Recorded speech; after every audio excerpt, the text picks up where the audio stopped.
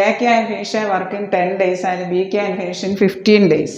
A 10 ദിവസം, B 15 ദിവസം. ഈ 10ൻ്റെയും 15ൻ്റെയും കൂടെ LCM 30 വരും. അതായത് ഈ 30നെ 10 കൊണ്ട് ഹരിച്ചാൽ എയുടെ എഫിഷ്യൻസി കിട്ടും. LCMത്തെ ഈ ഡേയ്സ് കൊണ്ട് ഹരിച്ചാൽ ബിയുടെ എഫിഷ്യൻസി, ബിയുടെ വർക്ക് ചെയ്യാനുള്ള കഴിവ് 30/15 2. എയുടെ എഫിഷ്യൻസി 3ഉം ബിയുടെ എഫിഷ്യൻസി 2ഉം. അതായത് ബി 5 ദിവസം വർക്ക് ചെയ്യുമെന്ന് പറയുന്നുണ്ട്. അപ്പോൾ ബി എത്ര വർക്ക് ആകെ ചെയ്തേ? 5 ഗുണം എഫിഷ്യൻസി വെച്ച് ഗുണിക്കുക. അതായത് 10 വർക്കാണ് ചെയ്തത്. ആകെ 30ആണ്. 30ൽ നിന്ന് 10 പോകെ പിന്നെ 20 വർക്കാണ് ഉള്ളത്. അപ്പോൾ എ ഒറ്റയ്ക്കാണോ ചെയ്തത്, എ ബിയുമായിട്ട് ചേർന്നിട്ടാണോ ചെയ്തത്? ക്വസ്റ്റ്യൻ ക്ലിയർ അല്ല. അതുകൊണ്ട് നമുക്ക് എ ഒറ്റയ്ക്കാണ് അവർ ഉദ്ദേശിച്ചതെങ്കിൽ ബാക്കി 20 വർക്ക്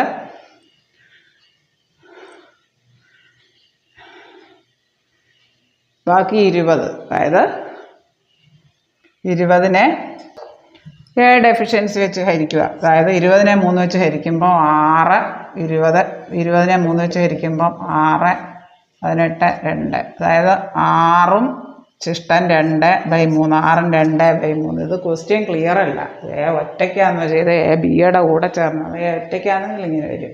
ഇവിടെ ഓപ്ഷനിലും ക്ലിയർ ഉത്തരവില്ല. അത് ക്വസ്റ്റ്യൻ ക്ലിയർ അല്ല.